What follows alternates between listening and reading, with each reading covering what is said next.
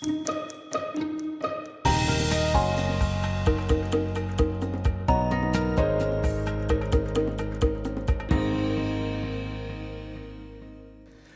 underestimate Walgreens and its decision to separate from Express Scripts. Sure, CVS, Rite Aid, supermarket pharmacies, and others will divide up the estimated 80 million annual scripts that are left on the table by the nation's largest drugstore chain. Walgreens felt that reimbursement rates from the pharmacy benefits manager were frankly too low. While the loss of 80 million scripts sounds daunting, and it could represent well over 100 million trips, one to submit, one to pick up, unless done electronically by phone or drive-through, that Walgreens needs to replace. It likely comes to about 17 business days worth of trips per calendar year. Now that's less than 5% of Walgreens' 7,818 store draw, which is nearly 6 million visits each day.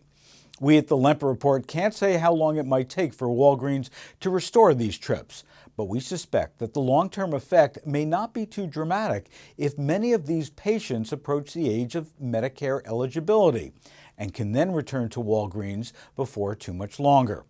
We also see that this chain, which has a legacy of growing organically and with food, is redefining itself as a retail health and daily living destination. Here's what they're doing. First, to stem the outflow of patients, it enacted a discount in January to members of its prescription savings club and signed up nearly 125,000 people in just the first week. Second, more retail clinics help bring healthcare access to the growing ranks of the uninsured American. Third, well-developed photo and beauty care services anchor the chain's one-stop appeal. And fourth and foremost, food is refined by learnings from the Duane Reade chain that it acquired last year in that traffic-dense New York City area. Walgreens was the first drug chain to sell food for every day part in order to become more of a food destination than a promotional opportunist.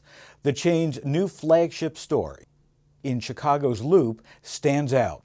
A sushi and sashimi bar, self-service yogurt, a juice bar featuring fresh fruits, vegetables, and made-to-order smoothies, craft beers, spirits, gourmet chocolates, a cigar humidor, and more than 400 varieties of wine that are priced as high as $450. Also here is an upmarket cafe with a barista and a fresh baked goods area and hundreds of fresh food items including wraps, sandwiches, and salads for on-the-go consumption. This could be full circle for Walgreens. The chain that made the soda fountain a community hub is once more growing with food as a pivotal image and trip maker. Just how important are low prices? That story when the Lempert Report continues. ConAgra Foods. With brands like these, we can't help but smile. ConAgra Foods. Food you love. We're just weeks away from releasing our annual Benchmark Consumer Panel study at the National Grocers Association Convention. Here's a sneak peek of just one of the findings. As tough as consumers have it these days, and as much food inflation as they have to cope with, most don't emphasize low prices over all other factors when selecting a primary supermarket.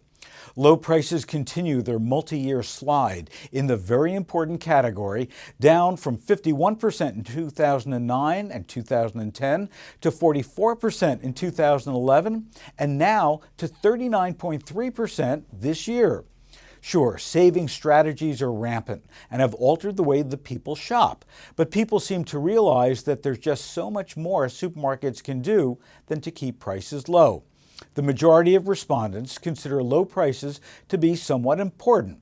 Low prices are more of a concern to African Americans, 55%, and Hispanics, 51%, than to Caucasians at 38%, who call it very important.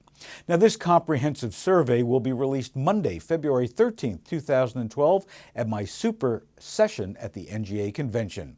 Hope to see you there. The Lempert Report uploads right here 3 times a week with the information you need to stay ahead of the trends. For more, just visit thelempertreport.com.